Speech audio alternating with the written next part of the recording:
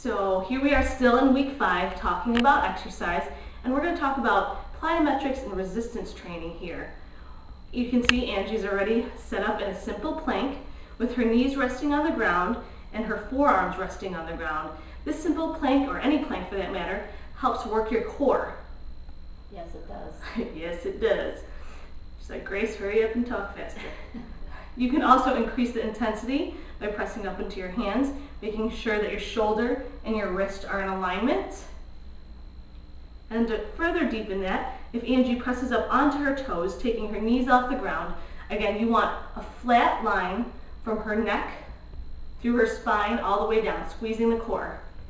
It's squeezing. It's squoozing. So definitely good exercise to strengthen both the back and the abs. A lot of exercises just do one or the other. Yay, Angie. Another version of the plank is the side plank. And here, again, the simple side plank version is resting on the forearm like Angie is, and resting on the bottom knee. To increase the difficulty, Angie can stagger her feet and still stay on her forearm. Again, working the core and working the obliques specifically here. And then to further increase that intensity in a side plank, Angie can press up under her hand, shoulder and wrist right underneath each other. Abs are being squoezed, good word for you, squeezing her abs, and again, staggered legs. Further increasing that, she can press both feet parallel with one another, pressing up here and then raising the top arm. Woo, nice balance, good form. So lots of different versions of the plank to help work out your core. Again, we're going to go ahead and show you different variations of push-ups that you can do in your home as well. If you're just beginning, doing a wall push-up like this with your feet apart would be the best way to start out. And then once you get used to these, you can go ahead and put your feet together, and that's going to challenge you a little bit more. And again, you can do the clap in between as Grace was, just so that gives you a little bit more time to get out there and hold your pose, your position.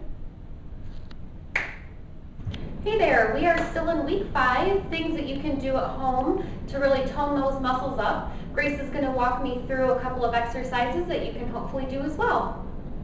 So we're going to start here with working the lower half of the body, doing some squats. And just as a frame of reference, we are using the chair so we can see how far we want Angie to get in her squat. Not sitting, just bending that low. We want to make sure the knees do not press over the toes. Abs are tight, and we're going to stand all the way up and squeeze our glutes and press into our heels as we squat down. Yay. Continuing on with the use of a chair, we can also do some tricep dips. So we went from the lower half, and it's like circuit training, working the upper half, dipping to work the back of our arms so we don't have the wave. Those sexy arms. Abs are nice and tight. To increase difficulty, you can also take your legs out, straight in front of you. There you go.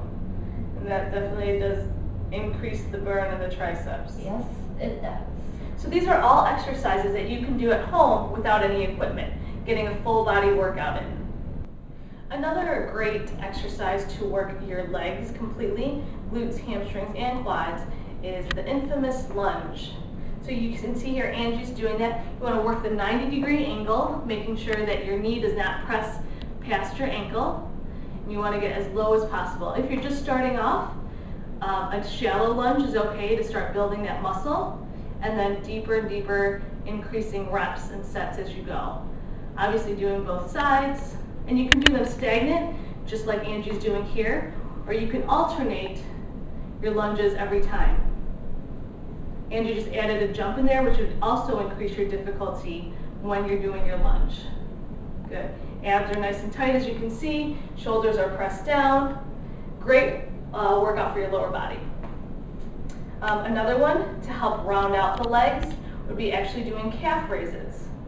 So that's where you just actually work your core a little bit because you're balancing, and you press up onto your toes.